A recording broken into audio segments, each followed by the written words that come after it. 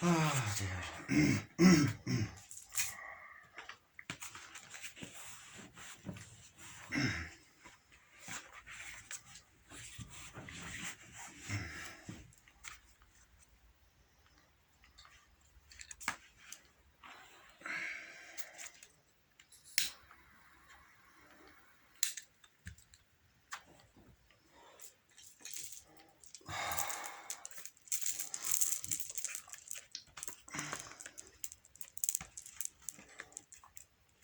Selamun Aleyküm.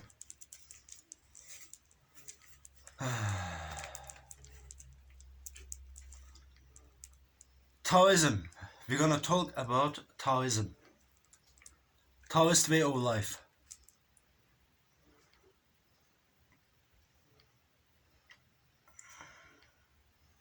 Taoism contains a philosophy that almost directly opposes today's culture.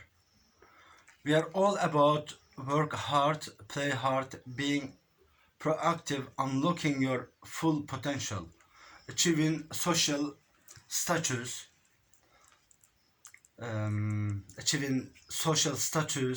which often goes hand in hand with stretching ourselves beyond our capacities. This doesn't mean that accomplishment is evil. This doesn't mean that accomplishment is evil. A certain degree of accomplish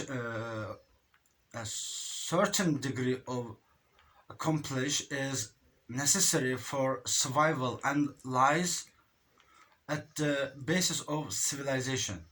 But the Taoists highlight that there are alternative ways to live our lives.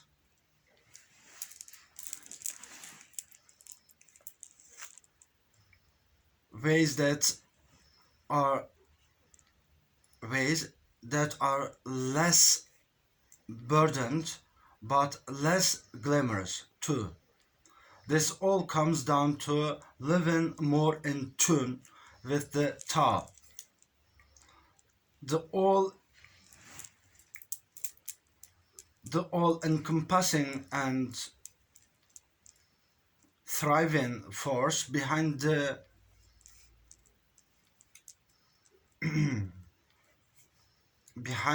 universe.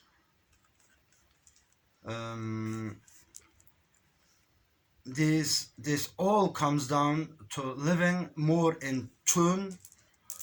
This all comes down to living more in tune with the Tao, the all-encompassing and thriving force behind the universe. Here are 4 pieces of wisdom that might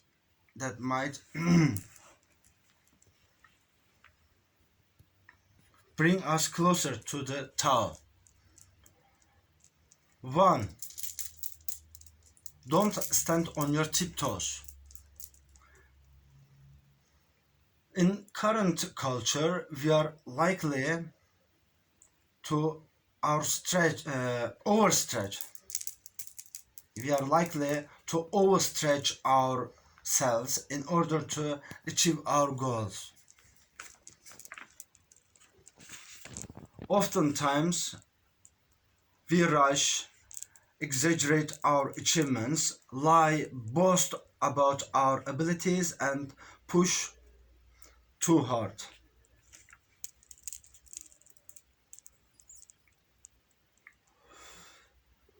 Like, this is what I am doing, trying to give you my best performance, trying to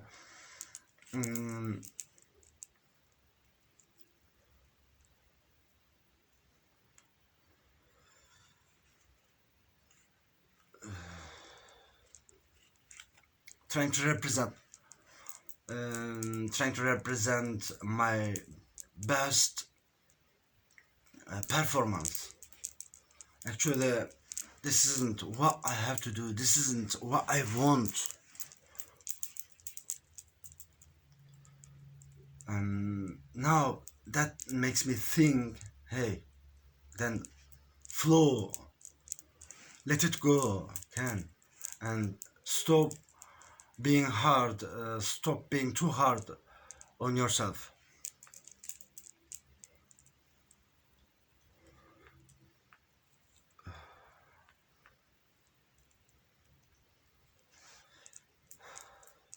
The problem with this behavior is that we often lack the foundation to do what we want to do, which results in a way. The problem with this behavior is that we often lack the foundation to do what we want to do, which results in a very unstable position. I quote, "Those who stand on tiptoes don't stand firmly."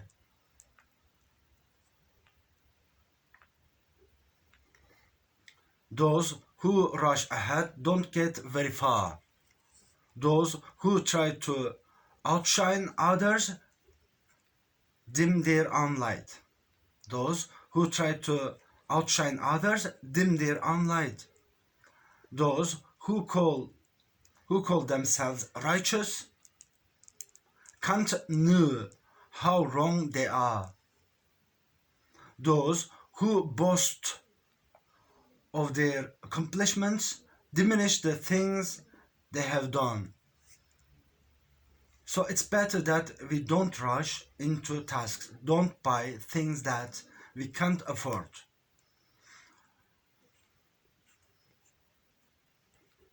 Don't lie about our abilities and don't show ourselves off all the time, because if we do, we put ourselves in an extremely vulnerable and stressful position. This doesn't mean that we shouldn't go out and accomplish things. It's just that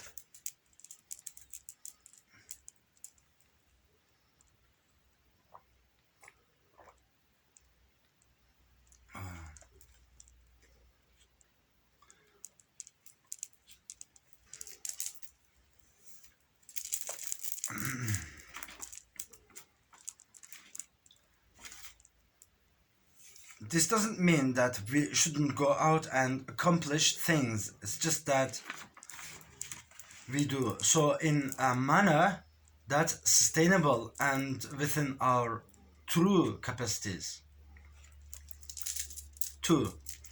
Let softness overcome the heart. As a follow-up to not standing on our tiptoes, it could be very beneficial to realize that softness is a way to overcome the greatest of tasks. Here is what Lao Tzu wrote about this, and I quote, "Yet nothing is better than water for overcoming the hard and rigid, because nothing can compete with it." We can interpret this in many ways when we look at how water has carved out mountains and rocks on our planet.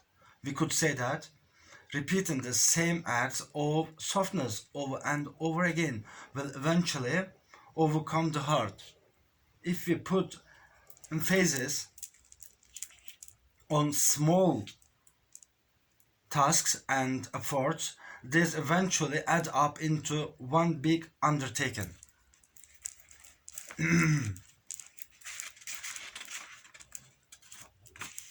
This is the power of discipline, which means that we do the same things over and over again to achieve something big.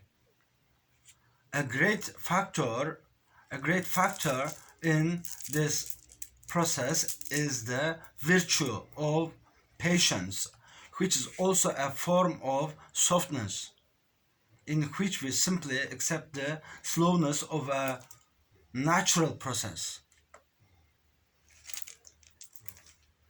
Another factor is the willingness to let go, so the universe can manifest itself.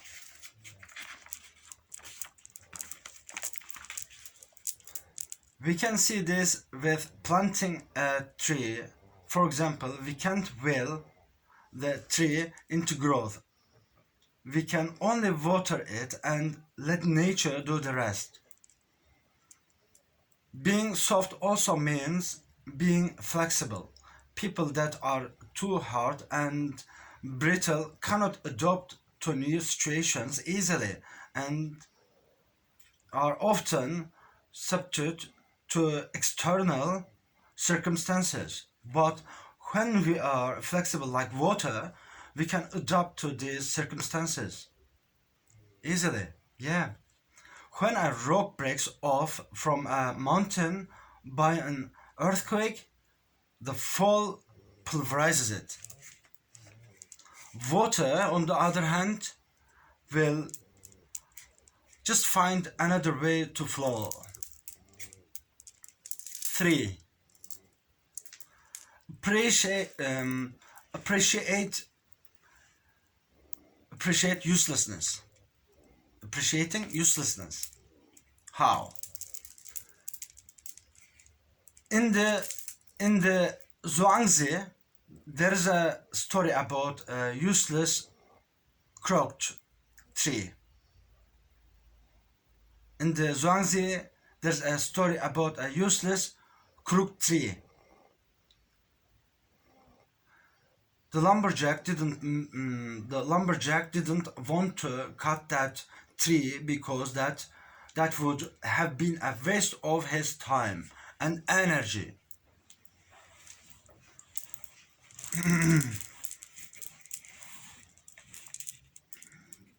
The tree was so crooked and ugly that he probably couldn't even make one decent wooden plank out of it. But then Zhuangzi came along. He observed that the straight trees were all cut down because they were useful for mankind. Thus, the uselessness of the crooked tree became the reason for its survival. Moreover, people thought that the tree's deformations and age made it special and began to worship it like a holy object. Our society expects us to be useful. We are more appreciated when we are intelligent, diligent,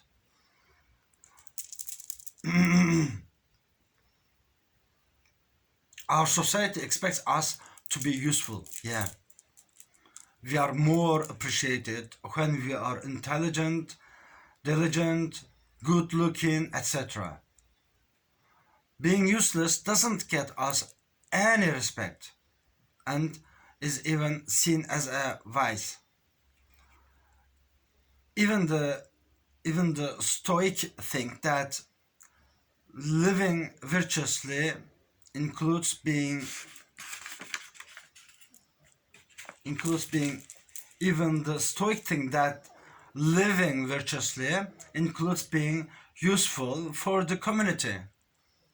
But the Taoists, as rebellious as they are, go against the grain by saying that uselessness is actually very useful. In the case of the tree, uselessness led to its preservation. When it comes to humans, we'll see that when we don't possess many desirable traits, we are often saved from a lot of trouble. So if you aren't very gifted, don't sweat over it. Instead, be happy. Because gifted people are often the first ones that get exploited. 4. Don't strive but flow along. Zhuangzi observed that striving for external things is the same as striving for an illusion. Wealth doesn't buy happiness, and it certainly doesn't buy inner peace. On the contrary, being too much encumbered by possessions can evoke anxiety. Remember, the ears of the rich are provided with the music of bells, drums, flageolets, and flutes, and their mouths are stuffed with the flesh of fat beasts, and with wine of the richest flavor. So are their desires satisfied till they forget their proper business. Their way, theirs may be pronounced a condition of disorder. Sunk deeply in their self-sufficiency, they resemble individuals sending a high with a heavy burden of their backs.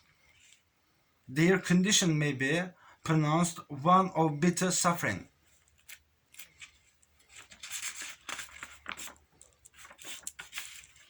Taoists see any kind of grasping towards external and tightly holding on to them as unnatural.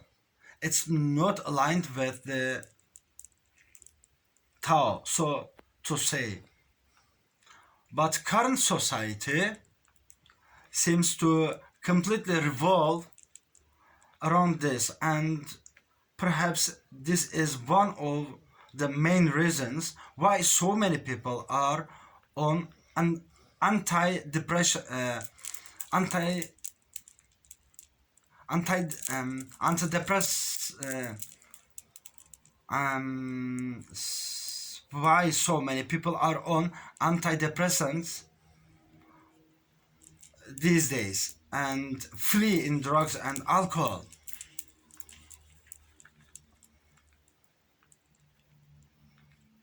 Yeah. Taoists see any kind of grasping towards externals and tightly holding on to them as unnatural. It's not aligned with the Tao, so to say, but current society seems to completely revolve around this, and perhaps this is one of the main reasons why so many people are on antidepressants these days and flee in drugs and alcohol. Yeah. A healthier way would be stop striving and let go. And when we flow along with the current of life, we'll find out that many things will come to us and that it doesn't take much, in a materialistic sense, of course, to be satisfied. When a bird drinks from a pond, it only fills its belly with enough water to keep on living. Even animals in hibernation eat just enough to survive the coldness and scarcity of the winter. But following a more natural course, we will most likely end up in places that are more in agreement with our own nature. The act of striving often blinds us to the things that already are and the possibilities that life presents and that we can simply take without effort. So it can't harm us to lay down the arms for a while and just experience what the universe has in store for us instead of constantly striving for a conceptual future. Thanks for listening, guys. Blessings of God, peace, mercy and blessings of God be upon you all. Allah'ın selamı üzerinize olsun. Kandilimiz mübarek olsun. Hayırlı geceler.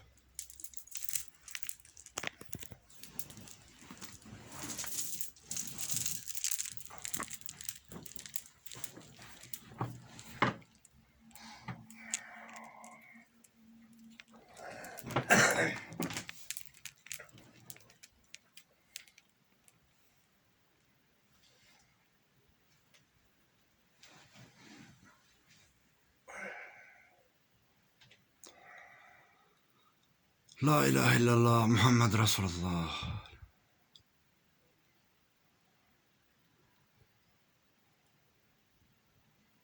Bismillahirrahmanirrahim.